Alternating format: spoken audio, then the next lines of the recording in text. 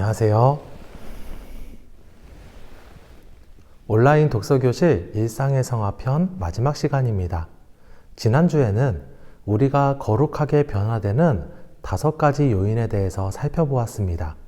하나님의 직접적인 개입, 성경 말씀, 주변의 지혜로운 사람들, 삶의 고난, 우리 자신의 결단, 이것들이 유기적으로 또 종합적으로 우리를 거룩한 변화로 이끌어가고 있습니다. 오늘은 이 책의 마지막 부분을 다루려고 하는데요. 여기서부터는 저자인 데이비드 폴리슨 자신의 경험과 찰스, 샬롯 두 사람의 이야기를 소개하고 있습니다. 그리고 마지막으로 믿음과 사랑에 대해서 이야기하고 책을 마무리합니다. 데이비드 폴리슨은 고등학생 시절 영원한 것에 대해서, 인생에 대해서, 자기 자신에 대해서 등 본질적인 문제와 관련하여서 많은 고민이 있었다고 합니다. 하지만 그때까지 교회는 그에게 훌륭한 대답을 해주지는 못한 것 같습니다. 그는 학창시절 교회 생활로부터 멀어졌으며 한편으로는 가까운 사람들의 죽음과 불행들을 많이 목격하게 되었다고 합니다. 어른이 되어서는 약물에 손을 댄 일도 있다고 하죠. 그는 하버드 대학에 수학, 과학 전공으로 입학했고요. 이후에 사회과학으로 또 인문과학으로 전과했다고 합니다. 그에게는 20살의 그리스도인이 된 밥 크레이머라는 동갑내기 대학 친구가 있었는데요. 그와 함께 자신이 품고 있던 본질적인 것들과 관련된 많은 토론을 했다고 합니다. 데이비드 폴리슨은 기독교 신앙의 논리는 충분히 이해하면서도 누군가 자신을 구원해주는 사상을 그다지 달갑게 여기지 않았다고 합니다.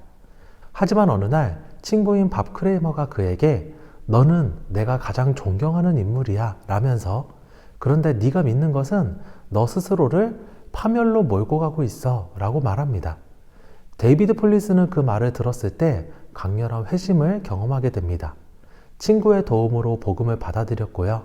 며칠 뒤에는 로마서를 읽으면서 자신이 얼마나 큰 죄인인지 그리고 하나님께서 자신을 용서하신다는 사실을 알게 되었다고 말합니다. 그는 이것을 하나님의 주권적인 역사라고 설명합니다. 그리스도인이 되고 싶지 않았는데도 하나님께서 자신의 의지를 꺾으셨다는 것입니다. 마치 다메섹 도상의 바울과 같은 경험이라고 합니다. 그는 이러한 회심을 경험한 뒤에 하나님과의 교제에 대한 갈증을 느끼게 됩니다. 그리고 그것이 매일매일 하나님을 찾게 하고 또 겸손히 인격적으로 깊이 교제하게 만들었다고 말합니다. 데이비드 폴리슨은 자신의 극적인 회심과는 달리 오랜 시간 동안 서서히 변화된 것들도 있다고 말합니다. 그는 본래 타인에게 무관심하고 게으르고 자기중심적인 성격이었다고 하는데요. 7대 죄악에 따라서 보면은 나태함이 자신에게 가장 큰 문제였다고 합니다. 또 낙심과 불안 증세가 많았고 중년 나이가 되어서는 건강 문제도 있었다고 하죠. 그런 그에게 하나님께서는 오랜 시간에 걸쳐서 반복적으로 말씀을 주셨다고 합니다. 그가 받은 말씀들을 잠시 소개하면요. 베드로전서 5장 7절 너희 염려를 다 주께 맡기라. 이는 그가 너희를 돌보심이라. 시편 94편 19절 내 속에 근심이 많을 때에 주의 위안이 내 영혼을 즐겁게 하시나이다. 빌립보서 4장 5절 하반절에서 6절 주께서 가까우시니라. 아무것도 염려하지 말고 다만 모든 일에 기도와 간구로 너희 구할 것을 감사함으로 하나님께 아뢰라. 마태복음 6장 34절 그러므로 내일 일을 위하여 염려하지 말라. 내일 일은 내일이 염려할 것이요 한날의 괴로움은 그날로 족하니라. 하나님의 지속적인 말씀뿐만 아니라 그는 자신의 30대 초반 시절을 성장과 변화를 위해서 가장 의식적으로 노력한 시기라고 회고합니다. 의지하고 있는 친구들 또한 그의 변화를 도왔습니다. 나는 어떻게 변화될 수 있었는가? 이 질문에 그는 이렇게 답변합니다. 내 변화와 성장은 하나님이 인격적으로 인내하시며 반복적으로 내 삶에 개입하셨기 때문에 가능했다. 또한 하나님이 나를 보살피시고 위로하신다는 성경 말씀을 통해 하나님을 만났기에 변화될 수 있었다. 또한 주변의 많은 신실한 친구들의 지혜로운 조언을 통해 변화될 수 있었다. 또한 삶의 압박과 그 그로 인한 불안 증세와 씨름하는 가운데 변화될 수 있었다. 또한 고달픈 세상에서 혼자 힘으로 살아가던 삶의 방식에서 벗어나 나와 함께 하시는 하나님과 동행하기로 결단하고 돌아섰기에 변화될 수 있었다. 찰스는 오랜 기간 동안 믿었던 친구로부터 배신을 당합니다. 친구는 찰스의 민감한 부분을 이야기하고 다니고 주변 사람들에게 찰스를 비하했습니다. 특히 그리스도 안에서 한 형제라고 여겼던 친구였기 때문에 찰스의 배신감은 더욱 컸습니다. 그런 찰스에게 위로가 된 말씀은 시편 119편 86편이었다고 합니다. 그는 이 말씀에서 현재의 상황에서 느끼는 감정과 배신 때문에 분노하고 현실을 도피하려고 하는 자신의 잘못된 반응을 함께 보았다고 말합니다. 또한 하나님의 말씀이 신실하다는 것과 하나님이 어려움을 처한 자들의 조력자가 되신다는 것 또한 보았습니다. 그는 하나님 앞에서 신뢰를 저버린 친구를 용서하기로 결단합니다. 비록 해결해야 되는 많은 문제들이 남아있지만 그에게는 도움을 줄 수 있는 신앙의 동료들도 많이 있습니다. 또한 하나님께서 많은 어려움에도 불구하고 그를 거룩한 변화로 지속적으로 이끄실 것임을 저자는 확신하고 있습니다. 데이비드 폴리스는 찰스의 사례에서 하나님께 고난을 맡겨라, 상담을 받아라, 받은 축복을 기억하라, 원수를 사랑하라와 같은 정형화된 조언들이 별로 도움이 되지 않았다고 말합니다. 왜냐하면 그러한 조언들이 그리스도인으로 살아가는 과정과 그리스도께서 인도하시는 삶의 현장에 대한 이해가 부족한 것이기 때문이라고 말하죠. 하나님께서는 단편적이고 단순한 조언이 아니라 다양한 요인들을 협력하게 하셔서 우리를 거룩한 변화로 이끌고 계십니다. 샬롯은 신학교를 다니는 20대 중반의 미혼 여성입니다. 샬롯은 기본적으로 사람들에 대한 두려움을 가지고 있었다고 합니다. 사람들 앞에서 움츠러들고 불안해하는 성향을 갖고 있었죠. 일부 기독교 문화가 자기와 잘 맞지 않는다고 생각을 했고요. 좋아하는 음식을 먹거나 운동을 하거나 친구를 만나거나 소설을 읽는 등 그리스도 외에 다른 것으로 위안을 얻으려고 하는 경향도 있었다고 합니다. 그런 그녀를 변화시킨 말씀은 이사야 51장의 말씀인데요. 그녀는 세상에서 가장 위대하신 하나님이 누구보다도 친밀하게 자신을 위로하고 계신다는 것을 발견합니다.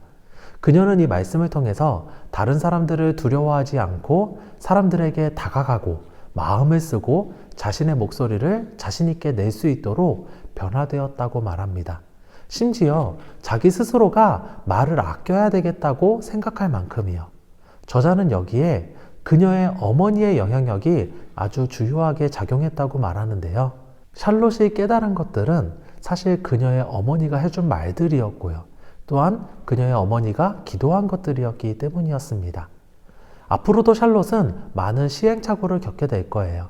하지만 그녀는 이제 삶의 어려움과 갈등을 피하는 것이 아니라 직면하고 해결해 나가면서 배우고 또한 성장하게 될 것입니다. 하나님의 자녀로 자라가면서 그 과정에서 언제나 하나님의 가르침과 교정을 받게 될 것입니다. 성화, 즉 우리의 삶이 거룩하게 변화되는 것은 삶의 여정에서 우리를 향한 하나님의 뜻이다. 이러한 변화는 먼저는 하나님과의 관계, 다음으로는 이웃과의 관계의 변화로 나타납니다. 저자는 성화의 여정에서 믿음과 사랑을 강조하는데요. 우리가 잘 알고 있는 시편 23편은 우리가 의지해야 할 인생의 여정의 동반자를 소개합니다. 바로 선한 목자가 되신 하나님이시죠. 그분은 우리가 길을 잘 가고 있는지 살피십니다. 우리를 진심으로 보살피시는 분이시고요. 항상 우리와 함께 하시는 분이시고요. 요한복음에서 이르는 것처럼 목숨까지 내어놓을 만큼 양을 사랑하시는 분이십니다. 우리는 그분의 목소리를 들으며 또한 우리를 안전한 집으로 데려가고 계심을 알고 있습니다. 이러한 선한 목자, 하나님을 우리 인생에서 제거했을 때 우리에게 남는 것은 허무함 뿐입니다. 하나님 없는 인생 여정은 고독과 영적인 빈곤, 불안, 염려, 실망 속에 빠지게 됩니다. 죽음을 목자 삼아서 살게 됩니다. 저자는 선한 목자와 함께하는 시편 23편의 삶과 선한 목자 없이 살아가는 반 시편 23편의 삶을 대조하고 있습니다. 시편 23편의 삶이나 반 시편 23편의 삶이나 인생에서 많은 어려움과 위협을 만나게 될 것입니다. 그러나 시편의 삶은 우리를 본향으로 이끕니다. 반 시편의 삶은 우리를 허무함과 상실감으로 마침내는 죽음으로 이끌게 될 것입니다. 성화는 선한 목자 되신 하나님과 함께 시편 23편의 삶을 살아가는 것입니다.